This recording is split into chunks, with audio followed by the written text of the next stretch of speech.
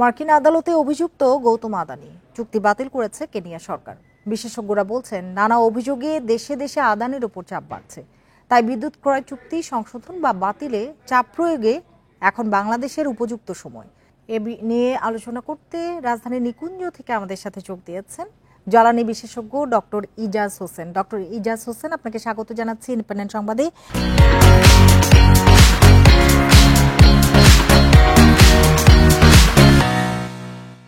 যেটি জানতে চাই আপনার কাছে যে মার্কিন আদালতে কিন্তু আদানি অভিযুক্ত কেনিয়া চুক্তি বাতিল করেছে, অর্থাৎ বিভিন্ন দেশে চাপ বাড়ছে আদানির উপর। আদানির বিদ্যুৎ ক্রয় চুক্তি সংশোধন বা বাতিলে এখন বাংলাদেশের উপযুক্ত সময়, বিশেষজ্ঞরা সেটি বলছেন। চুক্তি সংশোধন বা বাতিলে করণীয় কি? শেষ প্রশ্নটা কি ছিল? চুক্তি বাতিলে এবং সংশোধনে আসলে করণীয় কি? ও আচ্ছা, চুক্তি বাতিলের, হ্যাঁ, চুক্তি বাতিলটা একটা বড় বিষয়। এটা আমি ঠিক বলতে পারবো না, লিগ্যাল এক্সপার্টরা বলতে পারবে। কিন্তু আমি যা দেখেছি যে বিভিন্ন জায়গায় অ্যাকচুয়ালি কেনিয়ায় যেটা চুক্তি বাতিল করেছে ওইটার তথ্য আমার কাছে নেই।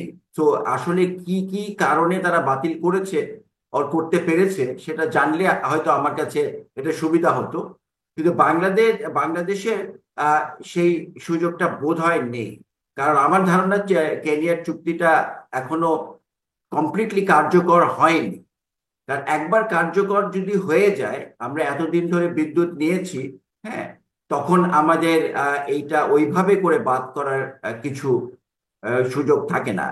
যেটা ওই ডক্টর মোয়াজ্জেম বলল যে আমাদের কোনো এক্সিট ক্লজ ওর মধ্যে রাখা হয় নাই, যে কি কি কারণে আমরা এটা বার হয়ে আসতে পারি।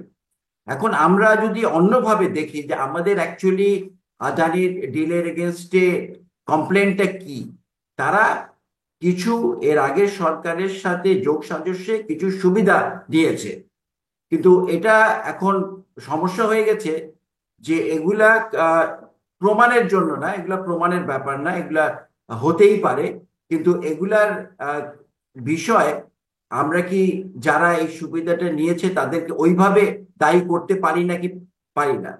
এই যে আহ, যুক্তরাষ্ট্রে যে জিনিসটা করা হয়েছে, তারা কিন্তু সুনির্দিষ্ট অভিযোগ এনেছে যে অমুক মিনিস্টারকে এই আহ, ইয়েটা দেওয়া হয়েছে, ঘুষ দেওয়া হয়েছে, ইয়ে দেওয়া হয়েছে, হ্যাঁ।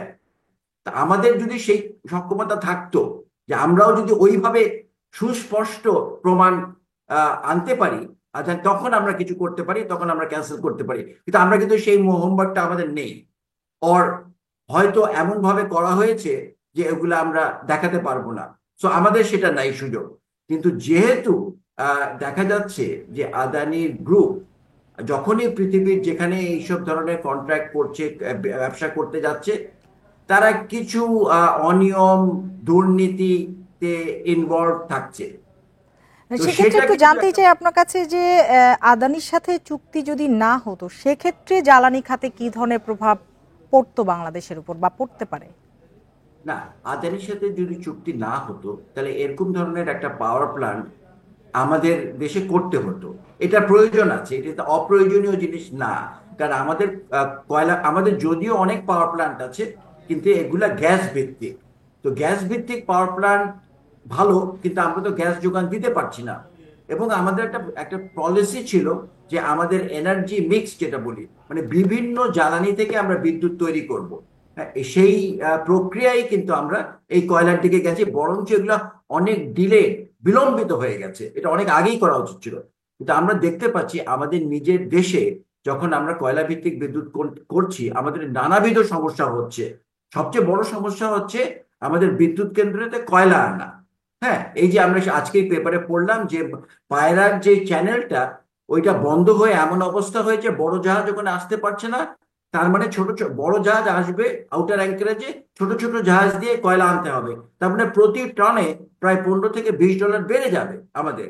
তো এইসব অসুবিধার কারণে আমরা ভাবলাম যে ইন্ডিয়ায় যদি পাওয়ার প্ল্যান্টটা এরই করা মধ্যে যায়। গ্যাস সংকটে আমরা দেখেছি যে 200 কারখানা বন্ধ হয়ে গেছে, আরো 3টি বন্ধের পথে রয়েছে। এ থেকে উত্তরণের উপায় তো জানতে চাইবো। আরেকটি বিষয় যে বলা হচ্ছে বছরে অন্তত $1 বিলিয়ন গ্যাস চুরি হয়, কেন আসলে চুরি ঠেকানো যাচ্ছে না? এটার উত্তর দেবো এখন আমি। জি। জি, আচ্ছা, ওকে, হ্যাঁ, আমি ভাবলাম যে কোনো ব্রেকে যাচ্ছেন নাকি আপনি। না, এই যে বলা হলো যে 200 কারখানা বন্ধ হয়ে গেছে এবং হয়ে যাচ্ছে, এটা অ্যাকচুয়ালি তথ্য দিয়ে বোঝানো হয়েছিল যে তাদের যে চাহিদা, গ্যাসের যে চাহিদা, তার অর্ধেকের মতো তারা পাচ্ছে। তাহলে আপনি স্বাভাবিকভাবে বুঝতে পারছেন যে যারা একটু নড়বড়ের অবস্থায় ছিল, কারখানা, তাদের এই চালানোর মতো অবস্থায় আর নাই। এতদিন তারা চালিয়ে এসেছে তাদের গচ্ছিত টাকা থেকে, কিন্তু এখন আর পারছে না। তো তাদের অবস্থা অত্যন্ত সিরিয়াস। এবং আহ, আমাদের যে আজকের যে ইয়ে বললো, সভাপতি যে বললো, উনি বললেন যে এই যে আমরা যেটা আহ, অসন্তোষ দেখছি কারখানায়, হ্যাঁ, শ্রমিকদের, সেই অসন্তোষের একটা কারণ হচ্ছে যে মালিকরা তাদেরকে পেমেন্টটা করতে পারছে না, বেতনটা ঠিক সময়, বেতন কম বেশি পরে বেতনই দিতে পারছে না। এবং বেতন না দেওয়ার কারণ হচ্ছে এই গ্যাস সংকট, এবং আরো সংকট আছে। এই গ্যাস সংকট মূলত মেইন সংকট, যার জন্য তারা লুজিং কনসার্ন হয়ে যাচ্ছে, যে তারা দিতে পারছে না। সো এইটা যদি সরকার উপলব্ধি না করে তাহলে কিন্তু সিচুয়েশন আরো খারাপ হবে। এবং আরেকটি প্রশ্ন করেছিলাম আপনাকে, যদি ছোট করে বলতেন, আমাদের হাতে একেবারেই সময় নেই। গ্যাস চুরি কেন হয়, কেন চুরি ঠেকানো যাচ্ছে না? না, ঠেকানো যাচ্ছে না, তার কারণ হচ্ছে আমরা এতদিন ধরে যেটা জেনে এসেছি, ইয়ের মতো, যা চালের সিন্ডিকেটের মতো আমরা এতদিন জেনে এসেছি, যেটা এটা আগের সরকারের সাথে যোগ সাজসে সিন্ডিকেট আছে, এইখানেও আমরা কিন্তু এসব কথা বলে এসেছি। এখন যদি নতুন অবস্থায় ওনারা যদি চুরি থামাতে না পারে, তাহলে এইটা অত্যন্ত দুঃখজনক হবে। কারণ ওই সরকার চলে গেছে, আমরা বলতাম যে ওনারা অবৈধ কানেকশন দিত, এবং যেসব এলাকায় যেসব পাওয়ারফুল লোক ছিল এই সরকারের সাথে কানেক্টেড, তারাই এই সুযোগ সুবিধা নিত। তা আমরা তো এই কথা বারবার বলতে পারবো না যদি আমরা এটার প্রমাণ আনতে না পারি। তো আমি মনে করি গ্যাস সেক্টরে এই তবে প্রমাণটা। স্পষ্ট। ডক্টর ইজাজ হোসেন, আপনাকে অনেক ধন্যবাদ আমাদের সময় দেবার জন্য, আমাদের সাথে যোগ দেবার জন্য।